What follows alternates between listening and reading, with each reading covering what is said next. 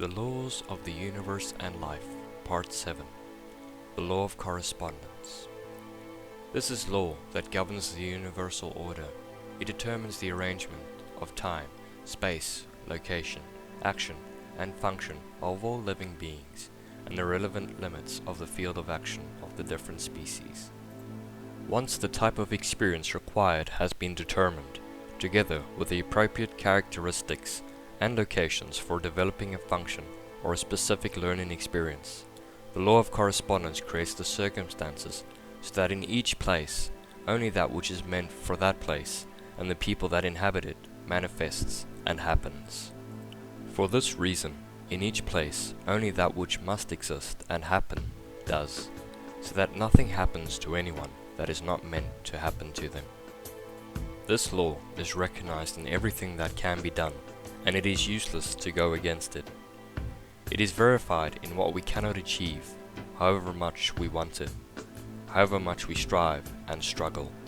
The best approach in this case is to give up. Once we have verified the presence of a law, by giving up, going against it, we will place ourselves back again in the order of the universe. If, however, we insist on something that is not meant for us, a job, a relationship, etc., we will be acting against the law of correspondence, which is not only futile, but also generates every block imaginable. If we know, things are given. If we do not know, they are blocked. If we encounter blocks, then we should cease thinking of anyone but ourselves, and in this way we will set ourselves in order with the universe. The law of correspondence determines where, when, how, and to whom the specific learning experiences designed by the universe are to happen, in accordance with their need for evolution, as well as the functions that they are to perform in the chosen location. Similarly, it determines the mission of love and service that each person is to perform and to whom they are to provide the relevant service. The sex, parents, nationality, and function of an individual have already been determined long before they are born, together with all the necessary experiences associated with a destiny and mission that correspond exactly with the level of consciousness that is coming to take up that body to continue their process of evolution. All human beings, without exception, are in the perfect place to learn exactly what brought them to the physical world. In addition, we always carry out a dual purpose in accordance with the law of correspondence, to learn and to teach. When we have nothing left to learn from the place and circumstances around us, and we are no longer useful for the learning experiences of the people with whom we are sharing our lives, we are ready to move on to another place with different circumstances, which will be just as appropriate and perfect for the continuing development of our consciousness. In the same way, in the previous place, exactly what has to happen will continue happening, because it is in perfect correspondence with the people who are there. The process by which we completely change our life experiences for others that are increasingly advanced and satisfactory can be compared to the situation of a student who completes high school and is accepted at a university to continue learning at a higher level. This does not mean that high school ceases to be necessary and appropriate for the students who are studying at that level. In this case, nobody would consider this unfair. Let us give another example to facilitate our understanding of the law of correspondence. A father asked his two adult sons what business they wanted to set up.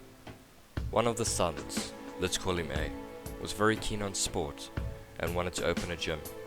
The other son, who we will call B, didn't know what he wanted, so he copied his brother and asked his father to open a gym for him too. The father set up two gyms for them in different parts of the city, but A thrived while B ended in ruin, complaining that his gym was not as well located as his brother's. They changed places. A went to run B's gym and vice versa. Before long, B failed once again and A was very successful. What was happening? Well, A came into the world to run a gym and B did not. That was not his function. He is not good or bad. It was just not for him. he ended up being employed by his brother, taking orders from him and earning a wage. That job was not for him. That is how the law of correspondence works. It is what we need that happens, not what we want. All we need ask in any circumstance is, what I need to learn from this? Because any situation that we experience is exactly meant for us. Recognizing this enables us to understand that everyone lives a different experience, but one that is necessary and meant for them. Our problems are the results of our mistakes, but that does not mean we are to blame for them. We are just in correspondence with the result. It is not a question of punishment, but of a result.